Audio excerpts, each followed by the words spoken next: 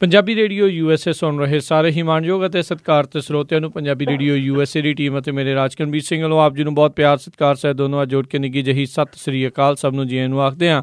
ਸੋ ਤੇ ਪ੍ਰੋਗਰਾਮ ਖਬਰ ਤੇ ਨਜ਼ਰ ਦੇ ਵਿੱਚ ਆਪ ਸਭ ਦਾ ਨਿੱਘਾ ਸਵਾਗਤ ਹੈ। ਅੱਜ 2 ਮਈ ਦਿਨ ਮੰਗਲਵਾਰ ਤੇ ਸਾਡੇ ਅੱਜ ਦੇ ਸ਼ਾਮ ਤੇ ਖਬਰ ਤੇ ਨਜ਼ਰ ਪ੍ਰੋਗਰਾਮ ਦੇ ਵਿੱਚ ਜੁੜ ਚੁੱਕੇ ਨੇ ਆਪਣੇ ਨਾਲ ਅੱਜ ਐਬਸਫੋਰਡ ਤੋਂ ਸੁਸ਼ੀਲ ਦੋਸਾਂਝ ਜੀ। ਸੁਸ਼ੀਲ ਜੀ ਨਿੱਘੀ ਜੀ ਆਇਆਂ ਨੂੰ ਪਿਆਰ ਭਰੀ ਸਤਿ ਸ੍ਰੀ ਅਕਾਲ ਜੀ। ਬਹੁਤ ਬਹੁਤ ਮਿਹਰਬਾਨੀ ਰਾਜਕਰਨਵੀਰ ਸਿੰਘ ਜੀ ਤੇ ਐਬਸਫੋਰਡ ਤੋਂ ਸੁਸ਼ੀਲ ਦੋਸਾਂਝ ਦੀ ਪੰਜਾਬੀ ਰੇਡੀਓ USA ਦੇ ਸਾਰੇ ਸਰੋਤਿਆਂ ਨੂੰ ਪਿਆਰ ਭਰੀ ਸਤਿ ਸ੍ਰੀ ਅਕਾਲ, ਆਦਾਬ ਤੇ ਨਮਸਕਾਰ। ਪਿਆਰ ਦੋਸਤੋ, ਹੁਣੇ ਮੈਂ ਐਡਮਿੰਟਨ ਤੋਂ ਐਬਸਫੋਰਡ ਪਹੁੰਚਿਆ ਤੇ ਥੋੜੀ ਦੇਰ ਤੱਕ ਮੈਂ ਸਰੀ ਵੱਲ ਚਲੇ ਜਾਣਾ ਤੇ ਤੁਹਾਡੇ ਨਾਲ ਗੱਲਬਾਤ ਕਰਦੇ ਹਾਂ ਕੁਝ ਇੱਕ ਮੁੱਦਿਆਂ ਦੇ ਉੱਤੇ। ਪੰਜਾਬ ਦੀ ਗੱਲ ਵੀ ਹੋਏਗੀ ਤੇ ਦੇਸ਼ ਦੀ ਗੱਲ ਵੀ ਹੋਏਗੀ। ਖਾਸ ਤੌਰ ਦੇ ਉੱਤੇ ਪੋਲੀਟਿਕਸ ਜਿਸ ਪਾਸੇ ਨੂੰ ਜਾ ਰਹੀ ਹੈ ਤੇ ਉਹਦੇ ਬਾਰੇ ਚਰਚਾ ਹੋਏਗੀ। ਗੱਲਬਾਤ ਦਾ ਸਿਲਸਿਲਾ ਸ਼ੁਰੂ ਕਰਨਗੇ ਰਾਜਕਰਨਵੀਰ ਸਿੰਘ ਜੀ। ਜੀ, ਪ੍ਰੋਗਰਾਮ ਸ਼ੁਰੂ ਕਰਨ ਤੋਂ ਪਹਿਲਾਂ ਅੱਜ ਦੇ ਪ੍ਰੋਗਰਾਮ ਦੇ ਸਪਾਂਸਰਸ ਦਾ ਧੰਨਵਾਦ ਕਰਦੇ ਹਾਂ। ਖਬਰ ਤੇ ਨਜ਼ਰ ਨੂੰ ਤੁਹਾਡੇ ਤੱਕ ਪਹੁੰਚਾਉਣ ਦੇ ਵਿੱਚ ਸਹਿਯੋਗ ਕੀਤਾ ਹੈ ਖਾਲਸਾ ਇੰਸ਼ੋਰੈਂਸ ਏਜੰਸੀ ਵਾਲੇ, ਜਿਨ੍ਹਾਂ ਦੇ ਕੋਲੋਂ ਤੁਸੀਂ ਹਰ ਇੱਕ ਤਰੀਕੇ ਦੀ ਇੰਸ਼ੋਰੈਂਸ ਕਰਵਾ ਸਕਦੇ ਹੋ। ਇੰਸ਼ੋਰੈਂਸ ਬਾਰੇ ਪਤਾ ਕਰਨ ਲਈ ਕਾਲ ਕਰੋ ਨੰਬਰ 408-272-2500 ਦੇ ਉੱਤੇ। ਇਸ ਦੇ ਨਾਲ ਗੁਰਦੀਪ ਸਿੰਘ ਵਿਰਦੀ ਕਲੋਵਿਸ ਤੋਂ, ਇਸ਼ਾਨਜੀਤ ਸਿੰਘ ਕਲੋਟੀ ਯੂਬਾ ਸਿਟੀ ਤੋਂ, ਸਤਰਾਮ ਸਿੰਘ ਗਿੱਲ ਸਲਮਾ ਤੋਂ, ਜਸਵੀਰ ਸਿੰਘ ਜੋਸ਼ਨ ਮਾਊਂਟੇਨ ਹਾਊਸ ਤੋਂ, ਮਨਦੀਪ ਸਿੰਘ ਸਰਬਜੀਤ ਕੌਰ ਸੈਨ ਹੋਜ਼ੇ ਤੋਂ, ਜੱਸੀ ਗਿੱਲ ਪਲੰਬਿੰਗ ਵਾਲੇ ਬੇਕਰਸਫੀਲਡ ਤੋਂ, ਪ੍ਰੀਤਮ ਸਿੰਘ ਤਲਵਿੰਦਰ ਸਿੰਘ ਗਿੱਲ ਬੇਕਰਸਫੀਲਡ ਤੋਂ ਅਤੇ ਲਾਲੀ ਸਿੱਧੂ ਜੀ ਬੇਕਰਸਫੀਲਡ ਤੋਂ। ਇਹਨਾਂ ਸਾਰਿਆਂ ਦਾ ਬਹੁਤ ਬਹੁਤ ਧੰਨਵਾਦ। ਜੇਕਰ ਤੁਸੀਂ ਜਾਂ ਕੋਈ ਹੋਰ ਕਾਰੋਬਾਰ ਇਸ ਪ੍ਰੋਗਰਾਮ ਨੂੰ ਸਪਾਂਸਰ ਕਰਨਾ ਚਾਹੁੰਦੇ ਹੋਵੋ, ਸੰਪਰਕ ਕਰੋ ਨੰਬਰ 408-722-7698 ਦੇ ਉੱਤੇ। ਤੇ ਸੁਸ਼ੀਲ ਜੀ, ਗੱਲਬਾਤ ਦਾ ਆਪਾਂ ਸਿਲਸਿਲਾ ਜੇ ਸ਼ੁਰੂ ਕਰੀਏ, ਆਮ ਆਦਮੀ ਪਾਰਟੀ ਜੋ ਕਿ ਕੁਛ ਕੁ ਵਰ੍ਹੇ ਪਹਿਲਾਂ ਜਿਹੜੀ ਸਿਆਸਤ ਦੇ ਵਿੱਚ ਉਹਨਾਂ ਨੇ ਦਾਖਲਾ ਲਿਆ ਸੀ, ਵਿੱਚ ਜੇ ਬਹੁਤ ਜ਼ਿਆਦਾ ਉਹ ਉੱਤੇ ਨੂੰ ਗਈ, ਲੋਕਾਂ ਦਾ ਵੀ ਵਿੱਚ ਸਮਰਥਨ ਮਿਲਿਆ, ਪਰ ਹੁਣ ਪੰਜਾਬ ਦੇ ਵਿੱਚ ਜਿਹੜੇ ਉਹ ਨਤੀਜੇ ਚਾਹੁੰਦੇ ਸੀ ਉਹ ਨਹੀਂ ਮਿਲੇ ਤੇ ਹੁਣ ਉਸ ਤੋਂ ਬਾਅਦ ਦੇ ਵਿੱਚ ਜਿਹੜੀ ਆਮ ਆਦਮੀ ਪਾਰਟੀ ਆ ਖੇਰੂ ਹੁੰਦੀ ਨਜ਼ਰ ਆ ਰਹੀ ਆ। ਕੁਮਾਰ ਵਿਸ਼ਵਾਸ ਵੀ ਬੋਲ ਰਹੇ ਆ, ਖਾਨ ਹੁਣਾਂ ਨੇ ਵੀ ਬੋਲਿਆ ਆ, ਦੁਰਗੇਸ਼ ਪਾਠਕ, ਸੰਜੇ ਸਿੰਘ, ਕਈਆਂ ਦੇ ਨਾਮ ਕਈ ਤਰੀਕੇ ਦੇ ਨਾਲ ਜਿਹੜੇ ਜੀ ਉਹ ਜੁੜਦੇ ਜਾ ਰਹੇ ਆ। ਕੀ ਤੁਹਾਡੇ ਹਾਲਾਤ, ਤੁਹਾਨੂੰ ਕੀ ਲੱਗਦਾ ਵੀ ਆਮ ਆਦਮੀ ਪਾਰਟੀ ਦਾ ਕੀ ਭਵਿੱਖ ਆ ਹੁਣ? ਇਸ ਤੋਂ ਪਹਿਲਾਂ ਕਿ ਪੰਜਾਬ ਦੀ ਗੱਲ ਕਰੀਏ, ਆਪਾਂ ਪੰਜਾਬ ਦੀ ਚਰਚਾ ਵੀ ਕਰਦੇ ਹਾਂ। ਬਿਲਕੁਲ ਤਾਜ਼ਾ ਜਿਹੜਾ ਘਟਨਾ ਚੱਕਰ ਹੈ ਉਹ ਹੈ ਕੁਮਾਰ ਵਿਸ਼ਵਾਸ ਵਾਲਾ। ਕੁਮਾਰ ਵਿਸ਼ਵਾਸ ਆਮ ਆਦਮੀ ਪਾਰਟੀ ਦੀ ਜਿਹੜੀ ਟੌਪ ਦੀ ਲੀਡਰਸ਼ਿਪ ਹੈ ਉਹਦੇ 'ਚ ਰਹੇ ਨੇ। ਤੁਹਾਨੂੰ ਉਹ ਸੀਨ ਯਾਦ ਹੋਣੇ ਹੈ ਜਦੋਂ ਦੂਸਰੀ ਵਾਰ ਦਿੱਲੀ ਦੇ ਵਿੱਚ ਚੋਣਾਂ 'ਚ ਉਤਰੀ ਸੀ ਆਮ ਆਦਮੀ ਪਾਰਟੀ। 49 ਦਿਨ ਦੀ ਸਰਕਾਰ ਤੋਂ ਬਾਅਦ ਕਾਂਗਰਸ ਨੇ ਜਦੋਂ ਸਪੋਰਟ ਵਾਪਸ ਲਈ ਤੇ 49 ਦਿਨ ਦੀ ਸਰਕਾਰ ਟੁੱਟੀ ਤੇ ਆਮ ਆਦਮੀ ਪਾਰਟੀ ਫਿਰ 70 ਚੋਂ 67 ਸੀਟਾਂ ਜਿਹੜੀਆਂ ਜਿੱਤ ਕੇ ਜਦੋਂ ਆਈ ਤੇ ਤੁਸੀਂ ਉਹ ਸੀਨ ਯਾਦ ਕਰੋ। ਸਾਰੀ ਦੁਨੀਆ ਨੇ ਉਹ ਸੀਨ ਦੇਖਿਆ ਕਿ ਕਿਵੇਂ ਪਾਰਟੀ ਹੈੱਡਕੁਆਰਟਰ ਦੀ ਛੱਤ ਤੇ ਬਾਰੀਆਂ ਵਿੱਚ ਖੜੇ ਸਨ ਅਰਵਿੰਦ ਕੇਜਰੀਵਾਲ ਦੇ ਨਾਲ ਕੁਮਾਰ ਵਿਸ਼ਵਾਸ, ਸੰਜੇ ਸਿੰਘ ਵਗੈਰਾ। ਉਹ ਸੀਨ ਦੇਖ ਕੇ ਤੁਹਾਨੂੰ ਲੱਗਦਾ ਹੈ ਕਿ ਵੀ ਇੱਕ ਨਵਾਂ ਇਨਕਲਾਬ, ਇੱਕ ਨਵੀਂ ਤਰ੍ਹਾਂ ਦੀ ਰਾਜਸੀ ਧਿਰ ਜਿਹੜੀ ਹੈ ਮੈਦਾਨ 'ਚ ਆ ਗਈ ਹੈ ਤੇ ਇਹ ਦਿੱਲੀ ਦੀ ਤਕਦੀਰ ਦੇ ਨਾਲ ਇਹ ਰਾਜਸੀ ਧਿਰ ਪੰਜਾਬ ਤੇ ਖਾਸ ਤੌਰ ਤੇ ਉੱਤਰੀ ਭਾਰਤ ਦੀ ਤਸਵੀਰ ਬਦਲ ਦੇਗੀ। ਇੱਕ ਆਦਰਸ਼ ਕਿਸਮ ਦੀ ਪੋਲੀਟਿਕਸ ਲੈ ਕੇ ਇੱਥੇ ਆ ਰਹੀ ਹੈ। ਉਹ ਸੀਨ ਏਦਾਂ ਹੀ ਸੀ ਜੀ। ਪਰ ਪੰਜਾਬ ਦੀਆਂ ਚੋਣਾਂ ਦੇ ਜਿਹੜੇ ਨਤੀਜੇ ਆਏ ਹੈ ਉਹ ਆਮ ਆਦਮੀ ਪਾਰਟੀ ਦੀ ਤਵੱਕੋ ਦੇ ਮੁਤਾਬਕ ਨਹੀਂ ਆਏ। ਆਪਾਂ ਨੂੰ ਇਸ ਗੱਲ ਦਾ ਪਤਾ, ਇਹਦੇ ਤੇ ਬੜੀ ਚਰਚਾ ਵੀ ਹੋਈ ਹੈ। ਦੂਜੇ ਸਵਾਲ 'ਚ ਆਪਾਂ ਫਿਰ ਪੰਜਾਬ ਦੀ ਚਰਚਾ ਵੀ ਕਰਾਂਗੇ। ਪਰ ਉਸ ਤੋਂ ਬਾਅਦ ਦਿੱਲੀ ਦੇ ਵਿੱਚ MCD ਦੀਆਂ ਜਿਹੜੀਆਂ ਚੋਣਾਂ ਹੋਈਆਂ, ਨਗਰ ਨਿਗਮ ਦੀਆਂ ਚੋਣਾਂ, ਉਹਨਾਂ ਚੋਣਾਂ ਵਿੱਚ ਜਿਸ ਕਿਸਮ ਦੇ ਨਤੀਜੇ ਆਏ ਜਾਂ MCD ਦੀ ਚੋਣ ਤੋਂ ਪਹਿਲਾਂ ਇੱਕ ਜ਼ਿਮਨੀ ਚੋਣ ਜਿਹੜੀ ਹੋਈ, ਜਰਨੈਲ ਸਿੰਘ ਹੋਰਾਂ ਨੇ ਜਿਹੜੀ ਸੀਟ ਛੱਡੀ ਸੀ, ਲੰਬੀ ਚ ਲੜਨ ਆਏ ਸੀ ਉਹ, ਤੇ ਰਜੌਰੀ ਗਾਰਡਨ ਦੀ ਸੀਟ, ਉਹਦੇ ਵਿੱਚ ਜਿਸ ਤਰ੍ਹਾਂ ਆਮ ਆਦਮੀ ਪਾਰਟੀ ਦੀ ਜ਼ਮਾਨਤ ਤੱਕ ਵੀ ਜ਼ਬਤ ਹੋ ਗਈ। ਲਗਭਗ 40-41% ਵੋਟ ਡਰੋਪ ਹੋਈ ਉੱਥੇ ਆਮ ਆਦਮੀ ਪਾਰਟੀ ਦੀ। 53% ਤੋਂ ਸਿੱਧੀ 12% ਤੇ ਆ ਗਈ ਤੇ ਜ਼ਮਾਨਤ ਜ਼ਬਤ ਹੋਈ। ਤੇ ਫਿਰ MCD ਦੀਆਂ ਚੋਣਾਂ ਦੇ ਵਿੱਚ ਜਿਹੜੇ ਦਾਅਵੇ ਸੀ ਉਹਦੇ ਮੁਤਾਬਕ ਤਾਂ ਬਿਲਕੁਲ ਵੀ ਆਮ ਆਦਮੀ ਪਾਰਟੀ ਆਪਣਾ ਪ੍ਰਦਰਸ਼ਨ ਨਹੀਂ ਕਰ ਸਕੀ ਤੇ 217 ਚੋਂ ਸਿਰਫ 48 ਸੀਟਾਂ ਜਿੱਤ ਸਕੀ ਤੇ ਬੜੀ ਮੁਸ਼ਕਲ ਦੇ ਨਾਲ ਕਾਂਗਰਸ ਤੋਂ 3-4 ਸੀਟਾਂ ਉਹਦੇ ਦੀ ਜ਼ਿਆਦਾ ਨਿਕਲ ਸਕੀਆਂ। ਉਸ ਤੋਂ ਬਾਅਦ ਆਮ ਆਦਮੀ ਪਾਰਟੀ ਦੀ ਟੋਟਲ ਜਿਹੜੀ ਲੀਡਰਸ਼ਿਪ ਹੈ ਉਹ ਇਸ ਤਰ੍ਹਾਂ ਲੱਗਦਾ ਹੈ ਕਿ ਪੂਰੀ ਤਰ੍ਹਾਂ ਹਿੱਲ ਗਈ ਹੈ ਜੀ।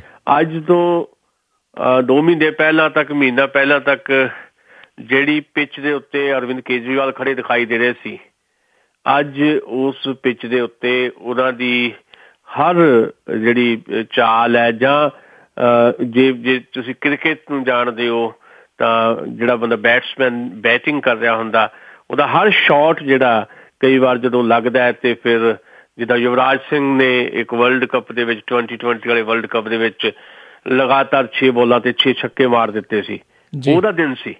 ਔਰ ਉਹੀ ਯੁਵਰਾਜ ਸਿੰਘ ਬਾਅਦ ਵਿੱਚ 0 ਤੇ ਵੀ ਆਊਟ ਹੁੰਦਾ ਰਿਹਾ।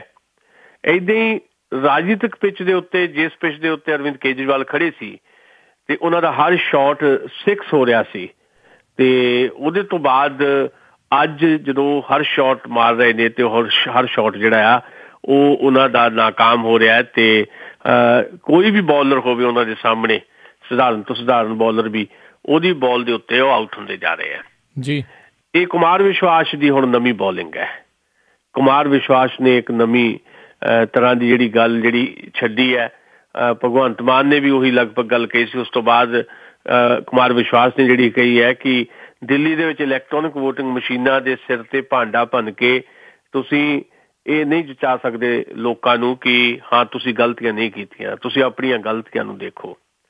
ਮੈਂ ਕੁਮਾਰ ਵਿਸ਼ਵਾਸ ਦੀ ਜਿਹੜੀ ਉਹਨਾਂ ਦੀ ਪਰਸਨਲ ਨਿੱਜੀ ਤੌਰ ਦੇ ਉੱਤੇ ਜਿਸ ਕਿਸਮ ਦੀ ਸ਼ਖਸੀਅਤ ਹੈ ਉਹਦੀ ਨੁਕਤਾਚੀਨੀ ਨਾ ਕਰਦਾ ਹੋਇਆ, ਉਹਨਾਂ ਦੀ ਜਿਹੜੀ ਰਾਜਨੀਤਿਕ ਸਮਝਦਾਰੀ ਹੈ ਉਹਦੇ ਤੇ ਟਿੱਪਣੀਆਂ ਅਕਸਰ ਅਸੀਂ ਅੱਗੇ ਵੀ ਕੀਤੀਆਂ, ਉਹਦੇ ਵੱਲ ਵੀ ਨਾ ਜਾਂਦਾ ਹੋਇਆ, ਪਰ ਜਿਹੜਾ ਉਹਨਾਂ ਨੇ ਪੁਆਇੰਟ ਜਿਹੜਾ ਉਠਾਇਆ ਉਸ ਪੁਆਇੰਟ ਦੇ ਮੁਤਾਬਕ ਆਮ ਆਦਮੀ ਪਾਰਟੀ ਦੀ ਟੋਟਲ ਲੀਡਰਸ਼ਿਪ ਜਿਹੜੀ ਹੈ ਬੋਲਡ ਹੋ ਗਈ ਹੈ ਅਰਵਿੰਦ ਕੇਜਰੀਵਾਲ ਦੇ ਸਮੇਤ, ਖਾਸ ਤੌਰ ਤੇ ਮਨੀਸ਼ ਸਿਸੋਦੀਆ ਉਹਨਾਂ ਦੇ ਨਾਲ ਹੈ।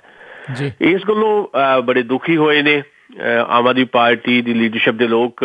ਮਨੀਸ਼ ਸਿਸੋਦੀਆ ਨੇ ਇੱਥੋਂ ਤੱਕ ਵੀ ਹਦਾਇਤ ਕੀਤੀ ਕਿ ਕੁਮਾਰ ਵਿਸ਼ਵਾਸ ਜਿਹੜੇ ਹੈ ਉਹ ਬਿਆਨਬਾਜ਼ੀ ਨਾ ਕਰਨ, ਟੈਲੀਵਿਜ਼ਨ ਦੇ ਉੱਤੇ ਨਾ ਜਾਣ ਤੇ ਪ੍ਰੈਸ ਕਾਨਫਰੰਸ ਦੇ ਵਿੱਚ ਪਾਰਟੀ ਬਾਰੇ ਕੋਈ ਗੱਲ ਨਾ ਕਰਨ। ਉਸ ਤੋਂ ਬਾਅਦ ਕੁਮਾਰ ਵਿਸ਼ਵਾਸ ਸਿਆਸੀ ਮਾਮਲਿਆਂ ਦੀ ਕਮੇਟੀ ਦੀ ਮੀਟਿੰਗ 'ਚ ਨਹੀਂ ਗਏ ਤੇ ਸਿਆਸੀ ਮਾਮਲਿਆਂ ਦੀ ਕਮੇਟੀ ਦੇ ਵਿੱਚੋਂ ਇਸੇ ਦੌਰਾਨ ਆਮ ਆਦਮੀ ਪਾਰਟੀ ਦੇ ਵਿਧਾਇਕ ਅਮਾਨਤੁੱਲਾ ਖਾਨ ਨੇ ਰਿਜ਼ਾਈਨ ਕਰ ਦਿੱਤਾ ਤੇ ਰਿਜ਼ਾਈਨ ਕਰਨ ਤੋਂ ਬਾਅਦ ਉਹਨਾਂ ਨੇ ਕੁਮਾਰ ਵਿਸ਼ਵਾਸ ਤੇ ਬੜਾ ਤਿੱਖਾ ਇਲਜ਼ਾਮ ਲਾਇਆ, ਇਹ ਕਹਿ ਕੇ ਕਿ ਕੁਮਾਰ ਵਿਸ਼ਵਾਸ ਤਾਂ RSS ਦੇ ਛੱਡੇ ਹੋਏ ਆਮ ਆਦਮੀ ਪਾਰਟੀ ਦੇ ਵਿੱਚ ਏਜੰਟ ਨੇ। ਉਹਨਾਂ ਦੇ ਇਹ ਗੱਲ ਕਹਿਣ ਤੋਂ ਬਾਅਦ ਕੁਮਾਰ ਵਿਸ਼ਵਾਸ ਹੋਰ ਜ਼ਿਆਦਾ ਗੁੱਸੇ 'ਚ ਆ ਗਏ ਨੇ, ਭਾਵੁਕ ਹੋ ਗਏ ਨੇ। ਉਹਨਾਂ ਨੇ ਫਿਰ ਮੀਡੀਆ 'ਚ ਜਾ ਕੇ ਇਹ ਗੱਲ ਕਹੀ ਹੈ ਵੀ ਅਮਾਨਤੁੱਲਾ ਖਾਨ ਨੇ ਜਿਹੜੀ ਟਿੱਪਣੀ ਕੀਤੀ ਹੈ ਮੇਰੇ ਤੇ, ਜੇ ਇਹੀ ਟਿੱਪਣੀ ਉਹਨੇ ਮਨੀਸ਼ ਸਿਸੋਦੀਆ ਤੇ ਜਾਂ ਅਰਵਿੰਦ ਕੇਜਰੀਵਾਲ ਤੇ ਕੀਤੀ ਹੁੰਦੀ ਤਾਂ ਹੁਣ ਤੱਕ ਉਹਨਾਂ ਨੂੰ ਪਾਰਟੀ ਵਿੱਚੋਂ ਬਾਹਰ ਦਾ ਰਸਤਾ ਦਿਖਾ ਦਿੱਤਾ ਹੁੰਦਾ। ਹੁਣ ਇੰਨੀ ਸਥਿਤੀ ਵਿਗੜ ਗਈ ਹੈ ਕਿ ਅਰਵਿੰਦ ਕੇਜਰੀਵਾਲ ਤੇ ਮਨੀਸ਼ ਸਿਸੋਦੀਆ ਜਿਹੜੇ ਕੱਲ ਤੱਕ ਨਸੀਹਤ ਦੇ ਰਹੇ ਸੀ ਕੁਮਾਰ ਵਿਸ਼ਵਾਸ ਨੂੰ, ਉਹ ਕੁਮਾਰ ਵਿਸ਼ਵਾਸ ਦੇ ਘਰ ਉਹਨਾਂ ਨੂੰ ਮਨਾਉਣ ਗਏ ਹੈ। ਪਰ ਸਾਡੇ ਕੋਲ ਜਿਹੜੀਆਂ ਖਬਰਾਂ ਆਈਆਂ ਕਿ ਇਹਦਾ ਕੁਮਾਰ ਵਿਸ਼ਵਾਸ ਤੇ ਕੋਈ ਅਸਰ ਨਹੀਂ ਹੋਇਆ ਤੇ ਕੁਮਾਰ ਵਿਸ਼ਵਾਸ ਅੱਜ ਯਾਨੀ ਜਦੋਂ ਆਪਾਂ ਗੱਲ ਕਰ ਰਹੇ ਹਾਂ ਤੇ ਉਹ ਕੋਈ ਨਾ ਕੋਈ ਫੈਸਲਾ ਲੈਣ ਦੀ ਗੱਲ ਕਹਿ ਰਿਹਾ ਕਿ ਮੈਂ ਇੱਕ ਦਿਨ ਦੇ ਵਿੱਚ ਆਪਣਾ ਫੈਸਲਾ ਕਰ ਲਾਂਗਾ ਕਿ ਮੈਂ ਕੀ ਕਰਨਾ ਜੀ।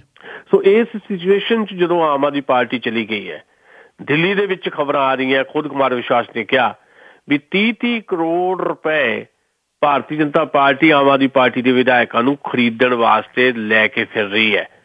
ਇਹ ਗੱਲਾਂ ਜਦੋਂ ਕੀਤੀਆਂ ਜਾ ਰਹੀਆਂ ਤੇ ਕੁਮਾਰ ਵਿਸ਼ਵਾਸ ਦਾ ਕਹਿਣਾ ਹੈ ਕਿ ਕੁਝ ਵਿਧਾਇਕ ਉਧਰ ਨੂੰ ਜਾਣ ਨੂੰ ਵੀ ਤਿਆਰ ਬੈਠੇ ਹੈ। ਇਸ ਸਿਚੁਏਸ਼ਨ ਦੇ ਵਿੱਚ ਅਰਵਿੰਦ ਕੇਜਰੀਵਾਲ ਦੇ ਸਾਹਮਣੇ ਬਹੁਤ ਵੱਡਾ ਚੈਲੰਜ ਹੈ ਕਿ ਉਹ ਆਪਣੀ ਪਾਰਟੀ ਨੂੰ, ਪੰਜਾਬ ਦੀ ਗੱਲ ਤਾਂ ਬਾਅਦ 'ਚ ਕਰਦੇ ਆ, ਘੱਟੋ ਘੱਟ ਉਸ ਦਿੱਲੀ ਦੇ ਵਿੱਚ ਜਿਸ ਦਿੱਲੀ ਦੇ ਉਹ ਮੁੱਖ ਮੰਤਰੀ ਹੈ ਉੱਥੇ ਆਪਣੀ ਪਾਰਟੀ ਨੂੰ ਕਿੱਦਾਂ ਬਚਾਉਂਦੇ ਆ। ਆਮ ਆਦਮੀ ਪਾਰਟੀ ਪਹਿਲਾਂ ਹੀ ਜਿਸ ਸਾਜ਼ਿਸ਼ ਦੇ ਨਾਲ ਸਾਡੇ ਸਾਹਮਣੇ ਆਈ ਸੀ ਤੇ ਉਸ ਤੋਂ ਤੁਰੰਤ ਬਾਅਦ ਜਿੱਦਾਂ ਪ੍ਰਸ਼ਾਂਤ ਕਿਸ਼ੋਰ ਤੇ ਜਿੱਦਾਂ ਯੋਗਿੰਦਰ ਯਾਦਵ ਨੂੰ ਬਾਹਰ ਦਾ ਰਸਤਾ ਦਿਖਾਇਆ ਗਿਆ ਤੇ ਹੁਣ ਕੁਮਾਰ ਵਿਸ਼ਵਾਸ ਨੂੰ ਬਾਹਰ ਦਾ ਰਸਤਾ ਦਿਖਾਉਣ ਤੋਂ ਪਹਿਲਾਂ ਹੀ ਸ਼ਾਇਦ ਖੁਦ ਕੁਮਾਰ ਵਿਸ਼ਵਾਸ ਕੋਈ ਨਵਾਂ ਧਮਾਕਾ ਕਰ ਸਕਦੇ ਹੈ। ਉਹ ਕਿਸ ਕਿਸਮ ਦਾ ਸਿਆਸੀ ਧਮਾਕਾ ਹੋ ਸਕਦਾ ਹੈ, ਉਹ ਕਿੱਧਰ ਜਾ ਸਕਦੇ ਕਿੱਧਰ ਨਹੀਂ ਜਾ ਸਕਦੇ, ਇਹ ਤਾਂ ਉਹਨਾਂ ਦੀ ਮਨ ਦੀ ਗੱਲ ਹੈ। ਪਰ ਲੱਗਦਾ ਇਹ ਹੈ ਕਿ ਆਮ ਆਦਮੀ ਪਾਰਟੀ ਦੇ ਦਿਨ ਹੁਣ ਅੱਛੇ ਨਹੀਂ ਚੱਲ ਰਹੇ। ਆਮ ਆਦਮੀ ਪਾਰਟੀ ਲਈ ਹਰ ਦਿਨ ਜਿਹੜਾ ਆ ਉਹ ਨਵੀਂ ਮੁਸੀਬਤ ਲੈ ਕੇ ਆ ਰਿਹਾ। ਸੋ ਇਸ ਸਥਿਤੀ ਦੇ ਵਿੱਚ ਅਰਵਿੰਦ ਕੇਜਰੀਵਾਲ ਜਿਨ੍ਹਾਂ ਨੇ ਥੋੜਾ ਜਿਹਾ ਬੈਕਫੁੱਟ ਤੇ ਹੋ ਗਏ ਸੀ, ਇਹ ਕਹਿ ਕੇ ਕਿ ਅਸੀਂ ਕੁਝ ਅੰਤਰ ਧਿਆਨ ਹੋਵਾਂਗੇ, ਅਸੀਂ ਕੁਝ ਆਤਮ ਚਿੰਤਨ ਕਰਾਂਗੇ। ਹੁਣ ਰੋਜ਼ ਬਦਲਦੀ ਹੋਈ ਪਰਿਸਥਿਤੀ ਦੇ ਵਿੱਚ ਰੋਜ਼ ਜਿਹੜਾ ਇੱਕ ਨਵਾਂ ਤਮਾਸ਼ਾ ਆਮ ਆਦਮੀ ਪਾਰਟੀ 'ਚ ਹੋ ਰਿਹਾ ਹੈ, ਨਵੀਂ ਮੁਸ਼ਕਿਲ ਆ ਰਹੀ ਹੈ, ਉਹਦੇ ਤੋਂ ਅਰਵਿੰਦ ਕੇਜਰੀਵਾਲ ਪਾਰ ਕਿੱਦਾਂ ਜਾਂਦੇ ਹੈ? ਇਹ ਹੁਣ ਉਹਨਾਂ ਦੀ ਕਾਬਲੀਅਤ ਦੇ ਉੱਤੇ ਇੱਕ ਬਹੁਤ ਵੱਡਾ ਤੁਸੀਂ ਕਹਿ ਸਕਦੇ ਹੋ ਕਿ ਕੁਐਸਚਨ ਮਾਰਕ ਹੈ ਕਿ ਉਹ ਆਪਣੀ ਕਾਬਲੀਅਤ ਕਿਵੇਂ ਸਿੱਧ ਕਰਦੇ ਹੈ। ਜੀ ਜੀ ਬਿਲਕੁਲ। ਇਹ ਤਾਂ ਤੁਸੀਂ ਉਹਨਾਂ ਦੇ ਕਹਿ ਲਓ ਵੀ ਰਾਸ਼ਟਰੀ ਪੱਖ ਤੋਂ ਜਿਹੜੀ ਗੱਲ ਕੀਤੀ ਸੀ ਵੀ ਕੀ ਚੱਲ ਰਿਹਾ ਨੈਸ਼ਨਲ ਲੈਵਲ 'ਤੇ, ਪੰਜਾਬ ਦੇ ਵਿੱਚ ਵੀ ਇਹਨਾਂ ਦੇ ਕਈ ਧੜੇ ਜਿਹੜੇ ਆ ਹੁਣ ਸਾਹਮਣੇ ਨਜ਼ਰ ਆ ਰਹੇ ਆ। ਇੱਥੇ ਵੀ ਇੱਦਾਂ ਲੱਗ ਰਿਹਾ ਵੀ ਇਹੀ ਕੁਛ ਬਣੇਗਾ।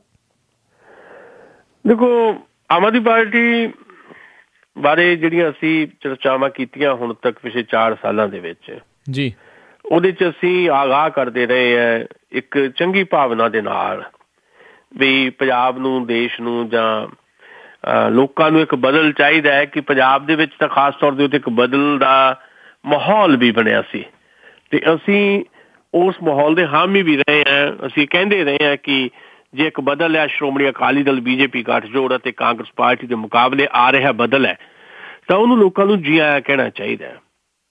ਲੋਕਾਂ ਨੇ ਉਹਨਾਂ ਨੂੰ ਜੀ ਆਇਆਂ ਨਹੀਂ ਕਿਹਾ, ਉਹਨਾਂ ਨੇ ਜੀ ਆਇਆਂ ਨਹੀਂ ਕਿਹਾ ਤੇ ਇਸ ਕਰਕੇ ਅਸੀਂ ਲੋਕਾਂ ਦੇ ਉੱਤੇ ਤਾਂ ਇਲਜ਼ਾਮ ਨਹੀਂ ਧਰ ਸਕਦੇ। ਜਿਹੜੀਆਂ ਚੀਜ਼ਾਂ ਅਸੀਂ ਪਹਿਲਾਂ ਕਹਿੰਦੇ ਰਹੇ ਹਾਂ ਚੋਣਾਂ ਤੋਂ ਪਹਿਲਾਂ ਵੀ ਕਿ ਆਮ ਆਦਮੀ ਪਾਰਟੀ ਜੇ 3-4 ਚੀਜ਼ਾਂ ਨੂੰ ਰੀਡਿਜ਼ਾਈਨ ਕਰੇ ਤਾਂ ਸ਼ਾਇਦ ਆਮ ਆਦਮੀ ਪਾਰਟੀ ਬਿਹਤਰ ਨਤੀਜੇ ਦੇ ਸਕੇ। ਸਾਡੀ ਉਸ ਗੱਲ ਨੂੰ ਸ਼ਾਇਦ ਏਦਾਂ ਲਿਆ ਗਿਆ ਕਿ ਖਬਰੇ ਅਸੀਂ ਪੰਜਾਬ ਦੇ ਵਿੱਚ ਜਿਹੜਾ ਬਦਲ ਆ ਰਿਹਾ ਉਹਦੇ ਵਿਰੋਧੀ ਹੈ, ਪਰ ਅੱਜ ਜਦੋਂ ਸਾਰੀਆਂ ਚੀਜ਼ਾਂ ਸਾਹਮਣੇ ਆ ਰਹੀਆਂ ਤੇ ਉਹ ਗੱਲਾਂ ਪ੍ਰਮਾਣਿਤ ਹੋ ਰਹੀਆਂ ਜਿਹੜੀਆਂ ਗੱਲਾਂ ਅਸੀਂ ਕਰਦੇ ਰਹੇ ਹਾਂ। ਅਸੀਂ ਕਹਿੰਦੇ ਰਹੇ ਹਾਂ ਕਿ ਇੱਕ ਵਿਅਕਤੀ ਵਿਸ਼ੇਸ਼ ਦੇ ਉੱਤੇ ਕੋਈ ਵੀ ਪਾਰਟੀ ਸਦਾ ਨਿਰੰਤਰਤਾ ਦੇ ਨਾਲ, ਲਗਾਤਾਰਤਾ ਦੇ ਨਾਲ ਬਿਹਤਰ ਪ੍ਰਦਰਸ਼ਨ ਨਹੀਂ ਕਰ ਸਕਦੀ। ਜੀ, ਚਮਤਕਾਰ ਹੋ ਸਕਦੇ ਆ ਕੁਝ, ਤੇ ਚਮਤਕਾਰ ਹੋਏ। ਚਮਤਕਾਰ ਇਹ ਹੋਏ ਕਿ ਪੰਜਾਬ ਦੇ ਵਿੱਚ ਆਮ ਆਦਮੀ ਪਾਰਟੀ ਦਾ ਕੋਈ ਜਥੇਬੰਦਕ ਢਾਂਚਾ ਨਹੀਂ ਸੀ, 4 MP ਜਿੱਤ ਗਏ ਜੀ। ਸਾਰੇ ਦੇਸ਼ 'ਚ 400 ਉਮੀਦਵਾਰ ਖੜੇ ਕੀਤੇ ਆਮ ਆਦਮੀ ਪਾਰਟੀ ਨੇ, ਜਿੱਤੇ ਸਿਰਫ 4। ਉਹ ਕਿੱਥੋਂ ਜਿੱਤੇ? ਪੰਜਾਬ ਤੋਂ। ਇਹ ਚਮਤਕਾਰ ਹੀ ਸੀ। ਪੰਜਾਬ ਦੇ ਲੋਕਾਂ ਨੇ ਆਮ ਆਦਮੀ ਪਾਰਟੀ ਨੂੰ ਮੁਹੱਬਤ ਕੀਤੀ, ਆਮ ਆਦਮੀ ਪਾਰਟੀ ਲਈ ਅੱਖਾਂ ਵਿਛਾ ਦਿੱਤੀਆਂ, ਪਰ ਉਹ 4 MP ਜਿਤਾ ਕੇ ਵੀ ਆਮ ਆਦਮੀ ਪਾਰਟੀ ਦੀ ਨੈਸ਼ਨਲ ਲੀਡਰਸ਼ਿਪ ਤੇ ਪੰਜਾਬ ਦੀ ਲੀਡਰਸ਼ਿਪ ਇਹ ਸਮਝ ਨਹੀਂ ਸਕੀ ਕਿ ਲੋਕ ਉਹਨਾਂ ਤੋਂ ਚਾਹੁੰਦੇ ਕੀ ਹੈ ਜੀ। ਤੇ ਉਹਦਾ ਨਤੀਜਾ ਇਹ ਹੋਇਆ ਕਿ ਇੰਨੀ ਚੜ੍ਹਤ ਦੇ ਬਾਵਜੂਦ ਲੋਕ ਸਭਾ ਚੋਣਾਂ 'ਚ ਜਿਹੜੀਆਂ ਵੋਟਾਂ ਹਾਸਲ ਕੀਤੀਆਂ ਸੀ, ਵਿਧਾਨ ਸਭਾ ਚੋਣਾਂ 'ਚ ਉਹਦੇ ਤੋਂ 1% ਵੋਟ ਘੱਟ ਗਈ ਤੇ 100 ਸੀਟਾਂ ਜਿੱਤਣ ਦਾ ਦਾਅਵਾ ਕਰਨ ਵਾਲੀ ਪਾਰਟੀ ਜਿਹੜੀ ਹੈ ਉਹ ਪੰਜਾਬ ਦੇ ਵਿੱਚ 20 ਸੀਟਾਂ ਜਿੱਤ ਸਕੀ। ਫਿਰ ਵੀ ਇੱਕ ਚੰਗਾ ਮਾਹੌਲ ਇਹ ਸੀ ਕਿ ਘੱਟੋ ਘੱਟ ਪ੍ਰਮੁੱਖ ਵਿਰੋਧੀ ਧਿਰ ਆਮ ਆਦਮੀ ਪਾਰਟੀ ਬਣੀ ਤੇ ਪ੍ਰਮੁੱਖ ਵਿਰੋਧੀ ਧਿਰ ਆਮ ਆਦਮੀ ਪਾਰਟੀ ਦੇ ਬਣਨ ਦੇ ਨਾਲ ਅਸੀਂ ਇਹ ਗੱਲ ਦੁਬਾਰਾ ਦੁਹਰਾਈ ਕਿ ਹਾਲੇ ਵੀ ਆਮ ਆਦਮੀ ਪਾਰਟੀ ਜੇ ਚਾਹਵੇ ਤਾਂ ਕੁਝ ਚੀਜ਼ਾਂ ਕਰਕੇ ਆਪਣੇ ਆਪ ਨੂੰ ਦਰੁਸਤ ਲਾਈਨ ਤੇ ਲਿਆ ਕੇ ਪੰਜਾਬ ਦੇ ਵਿੱਚ ਇੱਕ ਪ੍ਰਮੁੱਖ ਸਿਆਸੀ ਧਿਰ ਵਜੋਂ ਤੇ ਓਪੋਜੀਸ਼ਨ ਵਜੋਂ ਆਪਣੀ ਜ਼ਿੰਮੇਵਾਰੀ ਨਾਲ ਕੰਮ ਜੇ ਕਰੇਗੀ ਤਾਂ ਆਮ ਆਦਮੀ ਪਾਰਟੀ ਆਉਂਦੇ 5 ਸਾਲਾਂ 'ਚ ਬਹੁਤ ਬਿਹਤਰ ਕਰ ਸਕੇਗੀ। ਪਰ ਉਹ ਕਰਨ ਦੀ ਥਾਂ ਦੇ ਉੱਤੇ ਆਮ ਆਦਮੀ ਪਾਰਟੀ 'ਚ ਨਵਾਂ ਕਾਟੋ ਕਲੇਸ਼ ਰੋਜ਼ ਅਸੀਂ ਦੇਖ ਰਹੇ ਹਾਂ। ਦਿੱਲੀ ਦੀ ਗੱਲ ਕੀਤੀ ਹੈ, ਖਾਸ ਤੌਰ ਤੇ MCD ਦੀਆਂ ਚੋਣਾਂ ਤੋਂ ਬਾਅਦ ਜਾਂ ਉਸ ਤੋਂ ਪਹਿਲਾਂ ਵੀ ਜਿਹੜੀਆਂ ਚੋਣਾਂ ਪੰਜਾਬ ਦੀਆਂ ਹੋਈਆਂ ਉਹਦੇ ਨਤੀਜਿਆਂ ਤੋਂ ਬਾਅਦ ਜਿਸ ਤਰ੍ਹਾਂ ਆਮ ਆਦਮੀ ਪਾਰਟੀ ਦੀ ਲੀਡਰਸ਼ਿਪ ਖਿਲਰੀ ਆ ਪੰਜਾਬ ਦੀ, ਉਹਨੇ ਇਹ ਚਿੰਤਾ ਪੈਦਾ ਕਰ ਦਿੱਤੀ ਹੈ ਕਿ ਆਮ ਆਦਮੀ ਪਾਰਟੀ ਜਿਹੜਾ ਇੱਕ ਬਦਲ ਬਣਦੀ ਦਿਖਾਈ ਦੇ ਰਹੀ ਸੀ, ਹੁਣ ਉਹ ਬਦਲ ਨਹੀਂ ਬਣੇਗੀ, ਸਗੋਂ ਆਮ ਆਦਮੀ ਪਾਰਟੀ ਵੀ ਬਾਕੀ ਪਾਰਟੀਆਂ ਵਰਗੀ ਬਣ ਕੇ ਰਹਿ ਜਾਏਗੀ ਤੇ ਹੌਲੀ ਹੌਲੀ ਖਤਮ ਹੋਣ ਦੇ ਪਾਸੇ ਵੱਲ ਨੂੰ ਜਾਏਗੀ। ਇਹਦਾ ਨਤੀਜਾ ਹੁਣ ਅਸੀਂ ਦੇਖ ਰਹੇ ਹਾਂ। ਭਗਵੰਤ ਮਾਨ ਨੇ ਵੀ ਇਹ ਗੱਲ ਕਹੀ ਵੀ ਪੰਜਾਬ ਦੇ ਵਿੱਚ ਵੀ ਜਿਹੜੀ ਹਾਰ ਹੋਈ ਹੈ ਉਹਦੇ ਇੱਕ ਕਾਰਨ ਇਹ ਰਹੇ ਕਿ ਪੰਜਾਬ ਦੇ ਵਿੱਚ ਆਮ ਆਦਮੀ ਪਾਰਟੀ ਨੇ ਆਪਣਾ ਮੁੱਖ ਮੰਤਰੀ ਦਾ ਕੈਂਡੀਡੇਟ ਨਹੀਂ ਐਲਾਨਿਆ। ਉਸ ਤੋਂ ਬਾਅਦ ਭਗਵੰਤ ਮਾਨ ਨੇ ਇਹ ਵੀ ਕਿਹਾ ਕਿ EVM ਦੇ ਉੱਤੇ ਦੋਸ਼ ਲਾਉਣ ਦੀ ਥਾਂ ਦੇ ਉੱਤੇ ਆਪਣੇ ਅੰਦਰ ਝਾਤੀ ਮਾਰਨ ਦੀ ਜ਼ਰੂਰਤ ਹੈ ਤੇ ਫਿਰ ਉਹਨਾਂ ਨੇ ਕਿਹਾ ਕਿ ਮੈਂ ਬੜੀ ਜਲਦੀ ਆਪਣਾ ਫੈਸਲਾ ਕਰਾਂਗਾ, ਮੈਂ ਅਮਰੀਕਾ ਜਾ ਰਿਹਾ, ਆਪਣੇ ਬੱਚਿਆਂ ਦੇ ਕੋਲ ਵਾਪਸ ਆਵਾਂਗਾ ਤੇ ਵਾਪਸ ਆ ਕੇ ਕੁਝ ਵੀ ਫੈਸਲਾ ਕਰ ਸਕਦਾ। ਜੇ ਤੋਂ ਲੱਗਦਾ ਸੀ ਕਿ ਭਗਵੰਤ ਮਾਨ ਵੀ ਖਾਸੇ ਨਾਰਾਜ਼ ਆਮ ਆਦਮੀ ਪਾਰਟੀ ਤੋਂ ਪੰਜਾਬ ਦੇ ਵਿੱਚ ਉਹ ਵੱਖਰਾ ਧੜਾ ਵੀ ਬਣਾ ਸਕਦੇ ਹੈ, ਕਿਸੇ ਹੋਰ ਪਾਸੇ ਵੱਲ ਵੀ ਜਾ ਸਕਦੇ ਹੈ। ਪਰ ਤਾਜ਼ੀ ਖਬਰ ਇਹ ਹੈ ਕਿ ਅਰਵਿੰਦ ਕੇਜਰੀਵਾਲ ਨੇ ਉਹਨਾਂ ਨੂੰ ਇੰਨਾ ਕੁ ਮਨਾ ਲਿਆ ਕਿ ਤੁਸੀਂ 1 ਮਈ ਨੂੰ ਅਮਰੀਕਾ ਉਹਨਾਂ ਨੇ ਜਾਣਾ ਸੀ, ਨਾ ਜਾਓ। ਹੁਣ 8 ਮਈ ਨੂੰ ਅਮਰੀਕਾ ਜਾਣਾ ਭਗਵੰਤ ਮਾਨ ਨੇ ਤੇ ਭਗਵੰਤ ਮਾਨ ਨੂੰ ਦਿੱਲੀ ਕਾਲ ਕੀਤਾ ਗਿਆ ਤਾਂ ਜੋ ਇਸ ਮਸਲੇ ਨੂੰ ਸੁਲਝਾਇਆ ਜਾ ਸਕੇ। ਆਮ ਆਦਮੀ ਪਾਰਟੀ ਦੀ ਲੀਡਰਸ਼ਿਪ ਭਗਵੰਤ ਮਾਨ ਨੂੰ ਆਪਣੇ ਹੱਥੋਂ ਗਵਾਉਣਾ ਨਹੀਂ ਚਾਹੁੰਦੀ ਸਾਡੀਆਂ ਖਬਰਾਂ ਦੇ ਮੁਤਾਬਕ। ਪਰ ਇਨ ਬਿਟਵੀਨ ਪਾਰਟੀ ਦੇ ਜਿਹੜੇ ਪੰਜਾਬ ਦੇ ਕਨਵੀਨਰ ਆ ਗੁਰਪ੍ਰੀਤ ਵੜੈਚ, ਉਹਨਾਂ ਨੂੰ ਵੀ ਹੁਣ ਪਾਸੇ ਕਰਨ ਦੀ ਤਿਆਰੀ ਹੈ। ਨਵੀਂ ਜਾਣਕਾਰੀ ਇਹ ਹੈ ਕਿ 20 ਦੇ ਵਿੱਚੋਂ 18 MLAs ਨੇ ਮੀਟਿੰਗ ਕਰਕੇ ਇਹ ਗੱਲ ਕਹੀ ਹੈ ਕਿ ਨਵਾਂ ਕਨਵੀਨਰ ਲਾਇਆ ਜਾਏ, ਗੁਰਪ੍ਰੀਤ ਘੁੱਗੀ ਯਾਨੀ ਗੁਰਪ੍ਰੀਤ ਵੜੈਚ ਨੂੰ ਕਨਵੀਨਰਸ਼ਿਪ ਤੋਂ ਹਟਾ ਦਿੱਤਾ ਜਾਏ। ਇੱਕ ਧੜਾ ਉਹ ਆ ਜਿਹੜਾ ਪੰਜਾਬ ਦੇ ਵਿੱਚ ਹੁਣ ਗੁਰਪ੍ਰੀਤ ਘੁੱਗੀ ਦੇ ਖਿਲਾਫ ਇੱਕ ਮਾਹੌਲ ਬਣਾ ਰਿਹਾ ਹੈ।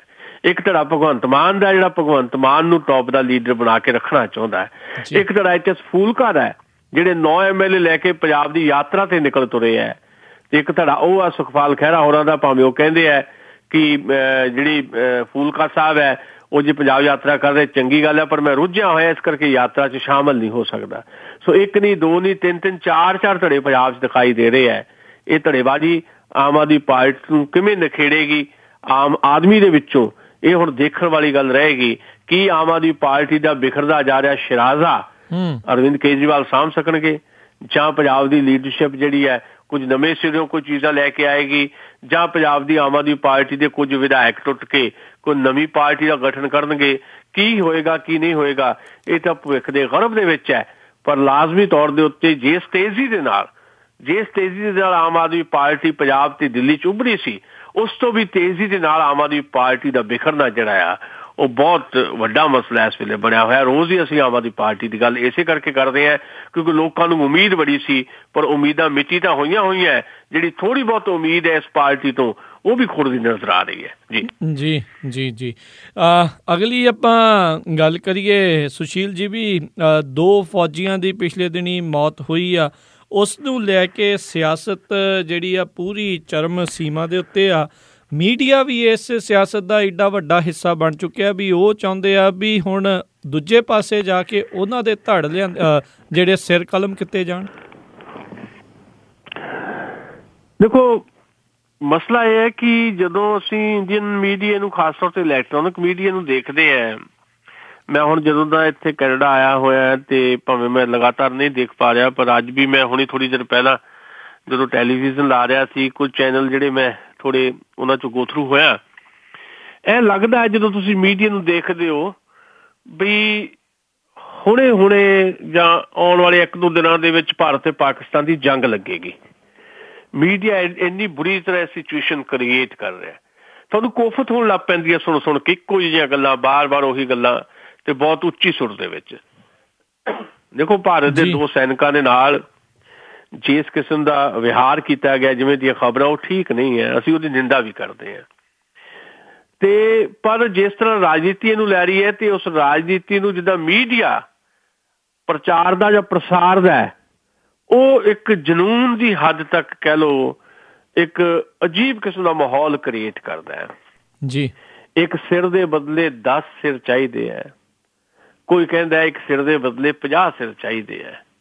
ਕੋਈ ਵੀ ਗੱਲ ਇਹ ਕਹਿਣ ਨੂੰ ਤਿਆਰ ਨਹੀਂ ਕਿ ਹਾਲਾਤ ਏਦਾਂ ਦੇ ਬਣਾਏ ਜਾਣ ਵੀ ਭਾਰਤ ਜਾਂ ਪਾਕਿਸਤਾਨ ਜਾਂ ਕੋਈ ਵੀ 2 ਗੁਆਂਢੀ ਜਿਹੜੇ ਮੁਲਕ ਹੈ ਉਹਨਾਂ ਦੇ ਰਿਸ਼ਤੇ ਏਦਾਂ ਦੇ ਹੋਣ ਵੀ ਇਸ ਤਰ੍ਹਾਂ ਦੀ ਨੌਬਤ ਹੀ ਨਾ ਆਵੇ। ਕੋਈ ਨਹੀਂ ਕਹਿਣਾ ਚਾਹੁੰਦਾ। ਕਾਂਗਰਸ ਪਾਰਟੀ ਵਾਲੇ ਯਾਦ ਕਰਾ ਰਹੇ ਹੈ ਇਸ ਵਕਤ ਨਰਿੰਦਰ ਮੋਦੀ ਦੀ ਸਰਕਾਰ ਨੂੰ ਵੀ ਮੋਦੀ ਸਾਹਿਬ ਜਦੋਂ ਸੱਤਾ 'ਚ ਨਹੀਂ ਸੀ ਆਏ ਤੇ ਕੀ ਕਹਿੰਦੇ ਸੀ। ਉਹ ਬੜੀ ਮਸ਼ਹੂਰ ਇੰਟਰਵਿਊ ਤਾਂ ਤੁਸੀਂ ਵੀ ਸਾਰਿਆਂ ਨੇ ਦੇਖੀ ਹੋਣੀ ਹੈ ਜੀ, ਜਿਹੜੀ ਰਜਤ ਸ਼ਰਮਾ ਨੇ ਲਈ ਸੀ ਨਰਿੰਦਰ ਮੋਦੀ ਦੀ। ਉਹ ਜਦੋਂ ਹਜੇ ਸੱਤਾ 'ਚ ਨਹੀਂ ਸੀ ਤੇ ਨਰਿੰਦਰ ਮੋਦੀ ਨੇ ਉਸ ਇੰਟਰਵਿਊ ਦੇ ਵਿੱਚ ਕਿਹਾ ਸੀ ਵੀ ਇਹ ਡਾਕਟਰ ਮਨਮੋਹਨ ਸਿੰਘ ਜਿਹੜੇ ਹੈ ਇਹ ਲਵ ਲੈਟਰ ਲਿਖਦੇ ਫਿਰਦੇ ਆ ਪਾਕਿਸਤਾਨ ਵਾਲਿਆਂ ਨੂੰ, ਸਾਡੀ ਸਰਕਾਰ ਆਊਗੀ ਅਸੀਂ ਲਾਹੌਰ 'ਚ ਜਾ ਕੇ ਮਾਰਾਂਗੇ। ਕਾਂਗਰਸ ਪਾਰਟੀ ਵਾਲੇ ਹੁਣ ਇਹ ਸਵਾਲ ਕਰਦੇ ਆ ਕਿ ਮੋਦੀ ਸਾਹਿਬ ਦੀ ਉਹ ਗੱਲ ਹੁਣ ਕਿੱਥੇ ਹੈ। ਅੱਜ ਕਪਿਲ ਸਿੱਬਲ ਨੇ ਸਵਾਲ ਕੀਤਾ ਸਿਮਰਤੀ ਇਰਾਨੀ ਨੂੰ। 2013 ਦੇ ਵਿੱਚ ਏਦਾਂ ਹੇਮਰਾਜ ਨਾਂ ਦੇ ਸਾਡੇ ਫੌਜੀ ਦਾ ਸਿਰ ਵੱਢ ਕੇ ਲੈ ਗਏ ਸੀ ਜੀ ਪਾਕਿਸਤਾਨ ਦੇ ਆਰਮੀ ਵਾਲੇ। ਉਦੋਂ ਸਿਮਰਤੀ ਇਰਾਨੀ ਨੇ ਇਹ ਗੱਲ ਕਹੀ ਸੀ ਕਿ ਮੈਂ ਪ੍ਰਧਾਨ ਮੰਤਰੀ ਡਾਕਟਰ ਮਨਮੋਹਨ ਸਿੰਘ ਨੂੰ ਚੂੜੀਆਂ ਭੇਜਣਾ ਚਾਹੁੰਦੀ ਹਾਂ। ਅੱਜ ਕਪਿਲ ਸਿੱਬਲ ਯਾਦ ਕਰਾ ਰਹੇ ਸਿਮਰਤੀ ਇਰਾਨੀ ਨੂੰ ਕਿ ਹੁਣ ਉਹ ਚੂੜੀਆਂ ਨਰਿੰਦਰ ਮੋਦੀ ਨੂੰ ਕਿਉਂ ਨਹੀਂ ਭੇਜਦੇ। ਮਸਲਾ ਇਹ ਹੈ ਕਿ ਇਹ ਗੱਲਾਂ ਕਰਕੇ ਇੱਕ ਦੂਜੇ ਦੀਆਂ ਪੁਰਾਣੀਆਂ ਗੱਲਾਂ ਨੂੰ ਖੋਦ ਕੇ ਤੇ ਮੁੜ ਕੇ ਇੱਕ ਦੂਜੇ ਵਾਂਗ ਹੀ ਉਸੇ ਭਾਸ਼ਾ 'ਚ ਬੋਲ ਕੇ, ਕੱਲ ਤੱਕ ਬੀਜੇਪੀ ਉਸ ਭਾਸ਼ਾ 'ਚ ਬੋਲਦੀ ਸੀ, ਅੱਜ ਕਾਂਗਰਸ ਉਸ ਭਾਸ਼ਾ 'ਚ ਬੋਲ ਰਹੀ ਹੈ। ਜਦੋਂ ਕੋਈ ਸੱਤਾ 'ਤੇ ਚੱਲ ਜਾਂਦਾ ਹੈ ਤੇ ਉਹਦੀ ਜ਼ੁਬਾਨ ਬਦਲ ਜਾਂਦੀ ਹੈ। ਸੱਤਾ 'ਚ ਨਰਿੰਦਰ ਮੋਦੀ ਆਉਂਦੇ ਆ ਜਿਹੜੇ ਕਹਿੰਦੇ ਸੀ ਲਾਹੌਰ ਜਾ ਕੇ ਮਾਰਾਂਗੇ, ਬਿਨਾਂ ਦੱਸੇ ਕਾਬਲ ਤੋਂ ਲਾਹੌਰ ਪਹੁੰਚ ਜਾਂਦੇ ਆ, ਜਾ ਕੇ ਨਵਾਜ਼ ਸ਼ਰੀਫ ਨਾਲ ਚਾਹ ਪੀਂਦੇ ਆ ਕਿਉਂਕਿ ਉਹ ਸੱਤਾ 'ਚ ਆ ਗਏ ਆ। ਹੁਣ ਉਹ ਸੱਤਾ 'ਚ 3 ਵਾਰ ਏਦਾਂ ਦੇ ਹਮਲੇ ਹੋ ਚੁੱਕੇ ਜਦ ਤੋਂ ਨਰਿੰਦਰ ਮੋਦੀ ਸੱਤਾ 'ਚ ਆਏ ਆ। ਉਹਦੇ ਤੇ ਸਿਆਸਤ ਹੁੰਦੀ ਹੈ। ਅਸੀਂ ਇਹ ਕਹਿਣਾ ਚਾਹੁੰਦੇ ਹਾਂ ਕਿ ਸਿਆਸਤ ਦੀ ਥਾਂ ਦੇ ਉੱਤੇ ਦੋਵਾਂ ਮੁਲਕਾਂ ਦਾ ਆਦਾਨ ਪ੍ਰਦਾਨ ਵਧੇ, ਦੋਵਾਂ ਮੁਲਕਾਂ ਦੇ ਹੁਕਮਰਾਨ ਜਿਹੜੇ ਲੋਕਾਂ ਵੱਲ ਪਿੱਠ ਕਰਕੇ ਖੜੇ ਆ, ਲੋਕਾਂ ਵੱਲ ਮੂੰਹ ਕਰ ਲੈਣ। ਅਸਲ 'ਚ ਹਾਲਾਤ ਇਹ ਤਾਂ ਬਣਦੇ ਹੈ ਕਿਉਂਕਿ ਹੁਕਮਰਾਨਾਂ ਦੀਆਂ ਲੋਕਾਂ ਵੱਲ ਪਿੱਠ ਹੈ, ਹੁਕਮਰਾਨ ਲੋਕਾਂ ਦੇ ਜਵਾਬ ਨਹੀਂ ਦੇ ਸਕਦੇ, ਇਸ ਕਰਕੇ ਇਹ ਹਾਲਾਤ ਬਣਦੀ ਹੈ। ਅੱਜ ਉਧਵ ਠਾਕਰੇ ਦਾ ਬਿਆਨ ਆ ਗਿਆ। ਉਧਵ ਠਾਕਰੇ ਕਹਿੰਦਾ ਆਪਣੇ ਪ੍ਰਧਾਨ ਮੰਤਰੀ ਨੂੰ, ਜਿਹੜੇ ਸਰਕਾਰ ਸ਼ਾਮਲ ਹੈ ਉਧਵ ਠਾਕਰੇ ਦੀ ਸ਼ਿਵ ਸੈਨਾ, ਉਧਵ ਠਾਕਰੇ ਨੇ ਆਪਣੇ ਪ੍ਰਧਾਨ ਮੰਤਰੀ ਨੂੰ, ਆਪਣੀ ਸਰਕਾਰ ਦੇ ਮੁਖੀ ਨੂੰ ਕਿਹਾ, ਨਰਿੰਦਰ ਮੋਦੀ ਨੂੰ, ਵੀ ਰੇਡੀਓ ਤੇ ਮਨ ਕੀ ਬਾਤ ਜਿਹੜੀ ਕਰਦੇ ਇਹਨੂੰ ਬੰਦ ਕਰੋ, ਗਨ ਕੀ ਬਾਤ ਕਰੋ, ਗਨ ਕੀ ਯਾਨੀ ਬੰਦੂਕ ਦੀ ਗੱਲ ਕਰੋ। ਇਸ ਤਰ੍ਹਾਂ ਦਾ ਮਾਹੌਲ ਸਾਡੀ ਪੋਲੀਟੀਸ਼ੀਅਨ, ਸਾਡੇ ਮੀਡੀਆ ਵਾਲੇ ਏਦਾਂ ਦਾ ਕ੍ਰੀਏਟ ਕਰਦੇ, ਜਿਹਦੇ ਕਰਕੇ ਆਮ ਬੰਦਾ ਜਿਹੜਾ ਆ ਉਹਦੇ ਅੰਦਰ ਇੱਕ ਜ਼ਹਿਰ ਭਰਦਾ ਹੈ, ਜਨੂਨ ਭਰਦਾ ਹੈ।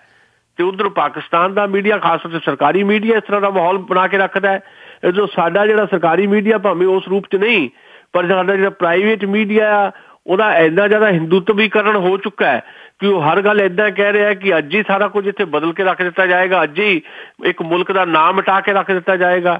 ਇਹ ਚੀਜ਼ਾਂ ਜਿਹੜੀਆਂ ਆ ਅਸਲ ਦੇ ਵਿੱਚ ਲੋਕਾਂ ਨੂੰ ਗਲਤ ਪਾਸੇ ਲੈ ਕੇ ਜਾਂਦੀਆਂ। ਲੋਕ ਉਹ ਸਵਾਲ ਕਰਨੋਂ ਹਟ ਜਾਂਦੇ ਆ ਕਿ 2.5 ਸਾਲਾਂ ਦੇ ਵਿੱਚ ਨਰਿੰਦਰ ਮੋਦੀ ਦੀ ਸਰਕਾਰ ਨੇ ਲੋਕਾਂ ਲਈ ਕੀਤਾ ਕੀ ਹੈ। ਲੋਕ ਹੁਣ ਇਹ ਸਵਾਲ ਨਹੀਂ ਕਰ ਰਹੇ ਵੀ ਪ੍ਰਧਾਨ ਮੰਤਰੀ ਨਰਿੰਦਰ ਮੋਦੀ ਨੇ ਕਿਹਾ ਸੀ ਨੋਟਬੰਦੀ ਕਰ ਦਿੱਤੀ ਹੈ, 1000 ਤੇ 500 ਦੇ ਨੋਟ ਬੰਦ ਕਰ ਦਿੱਤੇ ਆ, ਟੈਰਰਿਜ਼ਮ ਵੀ ਖਤਮ ਹੋ ਗਿਆ। ਅਸੀਂ ਉਦੋਂ ਵੀ ਕਿਹਾ ਸੀ ਨੋਟਬੰਦੀ ਨਾਲ ਟੈਰਰਿਜ਼ਮ ਖਤਮ ਨਹੀਂ ਹੁੰਦਾ। ਟੈਰਰਿਜ਼ਮ ਨੂੰ ਖਤਮ ਕਰਨ ਵਾਸਤੇ ਤੁਹਾਡੀਆਂ ਨੀਤੀਆਂ ਤੇ ਨੀਅਤ ਬਦਲਣੀ ਪਏਗੀ।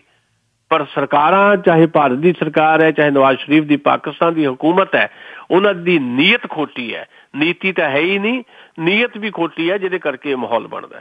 ਜੀ ਜੀ ਜੀ ਬਿਲਕੁਲ।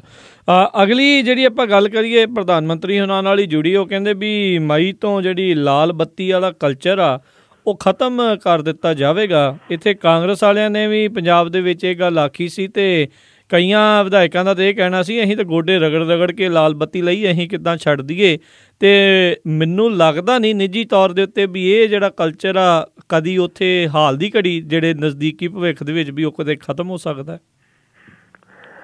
ਦੇਖੋ ਰਾਜਕਰਨਵੀਰ ਜੀ, ਪਹਿਲੀ ਗੱਲ ਤਾਂ ਜਿਹੜਾ ਸਾਡੇ ਪ੍ਰਧਾਨ ਮੰਤਰੀ ਨਰਿੰਦਰ ਮੋਦੀ ਹੈ ਨਾ ਜੀ, ਜਾਂ ਸਾਡੀ ਸਰਕਾਰ ਬੀਜੇਪੀ ਦੀ ਜੀ, ਇਹਨਾਂ ਨੂੰ ਆਪਣੀ ਪਿੱਠ ਥਪਥਪਾਉਣੀ ਆਪ ਹੀ ਆਉਂਦੀ ਹੈ, ਆਪਣੀ ਪਿੱਠ ਆਪ ਹੀ ਥਾਪੜਦੇ ਰਹਿੰਦੇ ਹੈ। ਪੇਸ਼ ਇਹ ਕੀਤਾ ਗਿਆ ਕਿ ਪ੍ਰਧਾਨ ਮੰਤਰੀ ਨਰਿੰਦਰ ਮੋਦੀ ਨੇ ਭਾਰਤ ਦੇ ਵਿੱਚੋਂ ਲਾਲ ਬੱਤੀ ਤੇ ਨੀਲੀ ਬੱਤੀ ਦਾ ਕਲਚਰ ਖਤਮ ਕਰਨ ਦਾ ਅਹਿਦ ਲੈ ਲਿਆ। ਉਹਨਾਂ ਦਾ ਹੁਕਮ ਹੈ, ਹੁਕਮ ਉਹਨਾਂ ਦਾ ਨਹੀਂ ਹੈ ਅਸਲ 'ਚ ਜੀ। ਹੁਕਮ ਤਾਂ 2013 ਦਾ ਸੁਪਰੀਮ ਕੋਰਟ ਦਾ ਸੀ, ਜਿਹੜਾ ਲਾਗੂ ਨਹੀਂ ਸੀ ਹੋ ਰਿਹਾ। ਹੁਣ ਜਦੋਂ ਆਖਰੀ ਗੱਲ ਰਹਿ ਗਈ, ਸੁਪਰੀਮ ਕੋਰਟ ਦਾ ਪ੍ਰੈਸ਼ਰ ਪਿਆ, ਤਾਂ ਜਾ ਕੇ ਪ੍ਰਧਾਨ ਮੰਤਰੀ ਨੇ ਕਿਹਾ ਕਿ VIP ਕਲਚਰ ਖਤਮ ਕਰਨਾ ਜੀ, ਲਾਲ ਬੱਤੀ ਖਤਮ ਕਰਨੀ ਹੈ। ਪਰ ਸਵਾਲ ਹੈ ਕਿ ਉਹ ਖਤਮ ਨਹੀਂ ਹੋ ਰਹੀ। ਜਿੱਦਾਂ ਤੁਸੀਂ ਵੀ ਜ਼ਿਕਰ ਕੀਤਾ ਪੰਜਾਬ ਦੇ ਇੱਕ ਮੰਤਰੀ ਦੇ ਹਵਾਲੇ ਦੇ ਨਾਲ, ਰਾਣਾ ਗੁਰਜੀਤ ਸਿੰਘ ਨੇ ਇਹ ਗੱਲ ਕਹੀ ਸੀ ਕਿ ਮਸੀਂ ਤਾਂ ਗੋਡੇ ਰਗੜ ਕੇ ਲਾਲ ਬੱਤੀ ਮਿਲੀ ਹੈ, ਅਸੀਂ ਕਿਉਂ ਨਾ ਲਾਲ ਬੱਤੀ ਦੀ ਵਰਤੋਂ ਕਰੀਏ।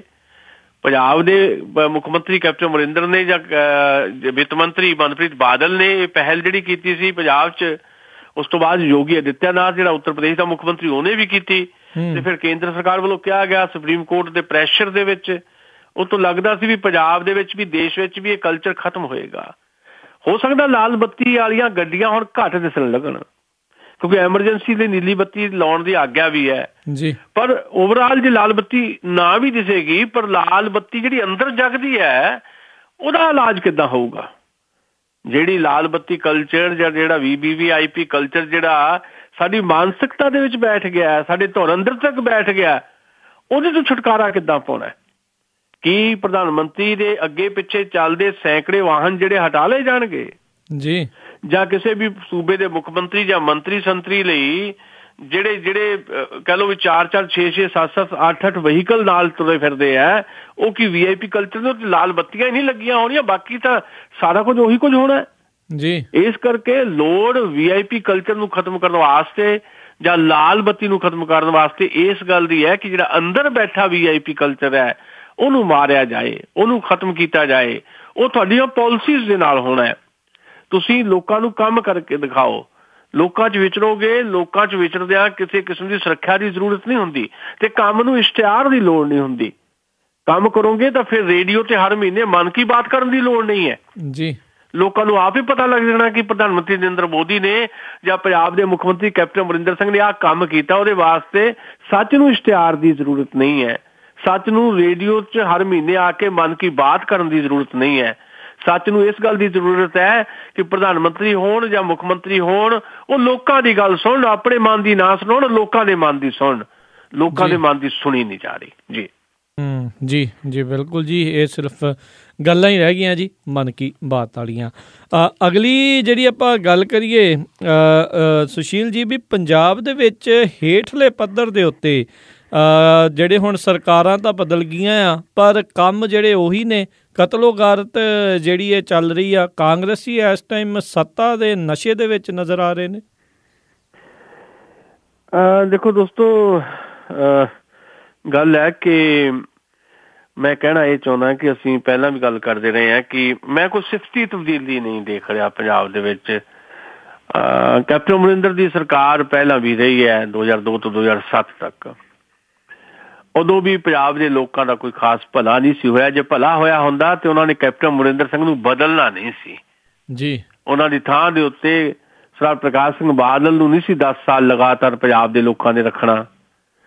ਜੇ ਕੈਪਟਨ ਅਮਰਿੰਦਰ ਸਿੰਘ ਨੂੰ ਬਦਲਿਆ ਗਿਆ, ਉਹਨਾਂ ਦੀ ਥਾਂ ਤੇ ਅਕਾਲੀ ਬੀਜੇਪੀ ਗੱਠਜੋੜ ਆਈ ਸਰਕਾਰ, ਤਾਂ ਉਹਦਾ ਕਾਰਨ ਇਹ ਹੈ ਕਿ ਕੈਪਟਨ ਅਮਰਿੰਦਰ ਦੀ ਸਰਕਾਰ ਦੇ ਚੱਲਦਿਆਂ ਪੰਜਾਬੀਆਂ ਦੇ ਮਸਲੇ ਹੱਲ ਨਹੀਂ ਹੋਏ, ਮਸਲੇ ਹੋਰ ਗੁੰਝਲਦਾਰ ਹੋ ਗਏ ਜੀ।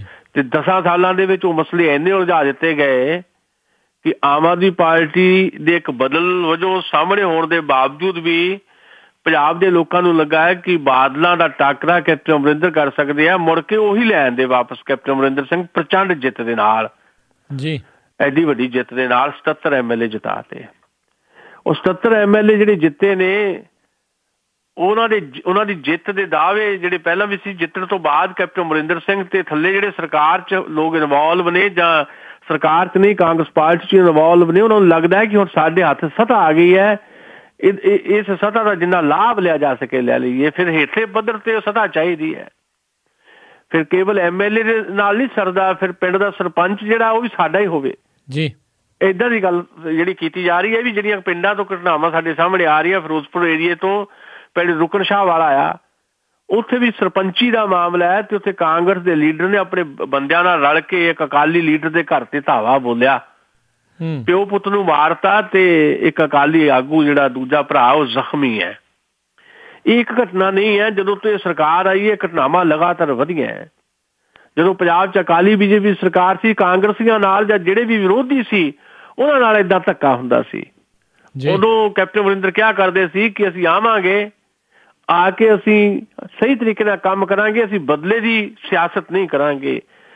ਪਰ ਪਿੰਡਾਂ ਦੇ ਜਿਹੜੇ ਕਾਂਗਰਸੀ ਵਰਕਰ ਆ, ਜਿਹੜੇ ਕਾਂਗਰਸੀ ਕਲਚਰ ਦੇ ਵਿੱਚ ਲਗਾਤਾਰ ਡੁੱਬੇ ਹੋਏ ਆ, ਉਹਨਾਂ ਨੂੰ ਮੈਸੇਜ ਨਹੀਂ ਕਨਵੇ ਕੀਤਾ ਗਿਆ ਕਿ ਤੁਸੀਂ ਕਿਸੇ ਕਿਸਮ ਦਾ ਉਹ ਮਾਹੌਲ ਨਹੀਂ ਪੈਦਾ ਕਰਨਾ ਜਿਹੜਾ ਮਾਹੌਲ ਅਕਾਲੀ ਦਲ ਬੀਜੇਪੀ ਗੱਠਜੋੜ ਦੇ ਚੱਲਦਿਆਂ ਹੇਠਲੇ ਅਕਾਲੀ ਵਰਕਰਾਂ ਨੇ ਕੀਤਾ ਹੋਇਆ ਸੀ ਜੀ।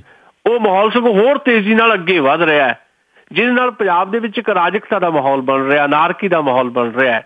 ਇਹ ਪੋਲੀਟੀਕਲ ਅਨਾਰਕੀ ਜਿਹੜੀ ਹੈ ਇਹ ਪੰਜਾਬ ਨੂੰ ਤਬਾਹ ਕਰ ਸਕਦੀ ਹੈ। ਪੰਜਾਬ ਦੇ ਲੋਕਾਂ ਦੀ ਉਮੀਦ ਜਿਹੜੀ ਸੀ, ਜਿੱਦਾਂ ਅਸੀਂ ਸ਼ੁਰੂ 'ਚ ਆਮ ਆਦਮੀ ਪਾਰਟੀ ਦੀ ਗੱਲ ਕੀਤੀ ਹੈ, ਉਹ ਉਮੀਦ ਪੂਰੀ ਨਹੀਂ ਹੋਈ। ਤੇ ਜਿਹੜੇ ਹੁਣ ਲੋਕ ਆ ਗਏ ਆ ਉਹਨਾਂ ਕੋਲ ਇੰਨਾ ਤਕੜਾ ਬਹੁਮਤ ਹੈ ਕਿ ਉਹ ਕਿਸੇ ਨੂੰ ਮੰਨਦੇ ਨਹੀਂ, ਪੁੱਛਦੇ ਨਹੀਂ ਕਿਸੇ ਨੂੰ। ਤੇ ਸਰਕਾਰ ਦੇ ਵਿੱਚ ਬੈਠੇ ਜਿਹੜੇ ਟੂਲ ਹੈ ਸਰਕਾਰ ਦੇ, ਪੁਲਿਸ ਹੈ, ਸਿਵਲ ਪ੍ਰਸ਼ਾਸਨ ਹੈ, ਉਹ ਫਿਰ ਸੱਤਾ 'ਚ ਬੈਠੇ ਲੋਕਾਂ ਦੀ ਮਦਦ ਕਰਦੇ ਹੈ। ਇਸ ਗੱਲ ਨੇ ਪੰਜਾਬ ਦਾ ਮਾਹੌਲ ਵਿਗਾੜ ਦੇਣਾ ਹੈ। ਹਾਲੇ ਵੀ ਸਮਾਂ ਰਹਿੰਦਾ ਹੈ। ਕੈਪਟਨ ਅਮਰਿੰਦਰ ਸਿੰਘ ਤੇ ਉਹਨਾਂ ਦੀ ਸਰਕਾਰ ਨੂੰ ਚਾਹੀਦਾ, ਕਾਂਗਰਸ ਪਾਰਟੀ ਨੂੰ ਚਾਹੀਦਾ ਵੀ ਕਾਂਗਰਸ ਪਾਰਟੀ ਤੇ ਸਰਕਾਰ ਵੱਖਰੀ ਵੱਖਰੀ ਐਕਟ ਕਰੇ, ਸਰਕਾਰ ਆਪਣਾ ਕੰਮ ਕਰੇ। ਕਾਂਗਰਸ ਪਾਰਟੀ ਦੀ ਜਿਹੜੀ ਲੀਡਰਸ਼ਿਪ ਹੈ ਪੰਜਾਬ ਦੀ ਉਹ ਬਦਲਣ ਵਾਲੀ ਹੈ। ਆਉਣ ਵਾਲੇ ਦਿਨਾਂ ਦੇ ਵਿੱਚ ਕੈਪਟਨ ਅਮਰਿੰਦਰ ਦੀ ਥਾਂ ਤੇ ਪੰਜਾਬ ਕਾਂਗਰਸ ਦਾ ਕੋਈ ਨਵਾਂ ਲੀਡਰ ਲਾਇਆ ਜਾਏਗਾ, ਪ੍ਰਧਾਨ ਲਾਇਆ ਜਾਏਗਾ, ਸ਼ਾਇਦ ਸੁਨੀਲ ਕੁਮਾਰ ਜਾਖੜ ਹੋਵੇ ਜਾਂ ਲਾਲ ਸਿੰਘ ਹੋਵੇ। ਉਹਨਾਂ ਨੂੰ ਆਪਣੀ ਪਾਰਟੀ ਆਰਗੇਨਾਈਜੇਸ਼ਨ ਜਿਹੜੀ ਹੈ ਇਸ ਲੈਵਲ ਤੇ ਬਣਾਉਣੀ ਚਾਹੀਦੀ ਹੈ ਜਾਂ ਇਸ ਲੈਵਲ ਦੇ ਉੱਤੇ ਐਕਟਿਵ ਕਰਨੀ ਚਾਹੀਦੀ ਹੈ ਕਿ ਥੱਲੇ ਤੱਕ ਮੈਸੇਜ ਜਾਏ ਕਿ ਤੁਸੀਂ ਲੋਕਾਂ ਦੇ ਹਾਕਮ ਨਹੀਂ, ਤੁਸੀਂ ਲੋਕਾਂ ਦੇ ਸੇਵਕ ਹੋ। ਪਰ ਲੋਕਾਂ ਦੇ ਸੇਵਕ ਇਹ ਬਣਦੇ ਦਿਖਾਈ ਨਹੀਂ ਦੇ ਰਹੇ। ਇਹੀ ਮੈਨੂੰ ਲੱਗਦਾ ਹੈ ਕਿ ਇਸ ਵੇਲੇ ਦੀ ਸਭ ਤੋਂ ਮਾੜੀ ਘਟਨਾ ਹੈ। ਤੇ ਆਉਣ ਵਾਲਾ ਸਮਾਂ ਸ਼ਾਇਦ ਕਾਂਗਰਸ ਪਾਰਟੀ ਵਾਸਤੇ ਹੋਰ ਵੀ ਚੁਣੌਤੀਆਂ ਭਰਿਆ ਹੋ ਸਕਦਾ ਹੈ। ਉਸ ਕਾਂਗਰਸ ਪਾਰਟੀ ਵਾਸਤੇ ਜਿਹੜੀ ਦੇਸ਼ ਪੱਧਰ ਦੇ ਉੱਤੇ ਬਹੁਤ ਬੁਰੀ ਹਾਲਤ ਵਿੱਚ ਹੈ, ਪੰਜਾਬ 'ਚ ਇੱਕ ਆਕਸੀਜਨ ਮਿਲੀ ਹੈ, ਉਸ ਆਕਸੀਜਨ ਨੂੰ ਲੈ ਕੇ ਪੰਜਾਬ ਦੇ ਵਿੱਚ ਕਾਂਗਰਸ ਪਾਰਟੀ ਆਪਣੇ ਆਪ ਨੂੰ ਜਿਉਂਦਿਆਂ ਕਰ ਸਕਦੀ ਹੈ, ਪਰ ਇਸ ਤਰ੍ਹਾਂ ਦੀਆਂ ਹਰਕਤਾਂ ਜਿਹੜੀਆਂ ਹੈ ਸ਼ਾਇਦ ਕਾਂਗਰਸ ਪਾਰਟੀ ਨੂੰ ਨੁਕਸਾਨ ਕਰਨਗੀਆਂ ਤੇ ਪੰਜਾਬ ਦੇ ਲੋਕਾਂ ਨੂੰ ਕਿਸੇ ਨਵੇਂ ਹੋਰ ਨਵੇਂ ਬਦਲ ਵੱਲ ਲੈ ਕੇ ਜਾਣਗੀਆਂ ਇਸ ਤਰ੍ਹਾਂ ਦੀਆਂ ਸਥਿਤੀਆਂ, ਮੈਨੂੰ ਇਹ ਲੱਗਦਾ ਹੈ। ਜੀ ਜੀ ਜੀ ਬਹੁਤ ਬਹੁਤ ਧੰਨਵਾਦ ਕਰਦੇ ਹਾਂ ਸੁਸ਼ੀਲ ਜੀ ਤੁਹਾਡਾ, ਤੁਸੀਂ ਸਾਡੇ ਨਾਲ ਜੁੜੇ, ਇਹਨਾਂ ਖਬਰਾਂ ਬਾਰੇ ਸਾਨੂੰ ਵਿਸਥਾਰ ਦੇ ਵਿੱਚ ਜਾਣਕਾਰੀਆਂ ਦਿੱਤੀਆਂ। ਅਗਲੀ ਵਾਰ ਤੱਕ ਲਈ ਤੁਹਾਡਾ ਬਹੁਤ ਬਹੁਤ ਧੰਨਵਾਦ, ਬਹੁਤ ਮਿਹਰਬਾਨੀ, ਸਤਿ ਸ੍ਰੀ ਅਕਾਲ। ਮਿਹਰਬਾਨੀ, ਸ਼ੁਕਰੀਆ ਜੀ। ਤੇ ਸਰੋਤਿਓ, ਇੱਥੇ ਹੀ ਸਾਡਾ ਅੱਜ ਦਾ ਇਹ ਪ੍ਰੋਗਰਾਮ ਖਬਰ ਤੇ ਨਜ਼ਰ ਉਹ ਵੀ ਹੁਣ ਸਮਾਪਤ ਹੁੰਦਾ ਹੈ। ਹੁਣ ਮੈਨੂੰ ਰਾਜਕਨਵੀਰ ਸਿੰਘ ਨੂੰ ਵੀ ਇਜਾਜ਼ਤ ਦਿਓ। ਮੇਰੇ ਵੱਲੋਂ ਵੀ ਤੁਹਾਨੂੰ ਸਾਰਿਆਂ ਨੂੰ ਬਹੁਤ ਪਿਆਰ ਸਤਿਕਾਰ ਸਹਿਤ ਦੋਨੋਂ ਅੱਜ ਜੋੜ ਕੇ ਨਿੱਘੀ ਜਿਹੀ ਸਤਿ ਸ੍ਰੀ ਅਕਾਲ। ਜਿੰਨੇ ਵਾਸਤੇ ਰਹੋ, ਹੱਸ ਖੇਲਦੇ ਰਹੋ ਤੇ ਸੁਣਦੇ ਰਹੋ ਪੰਜਾਬੀ ਰੇਡੀਓ USA।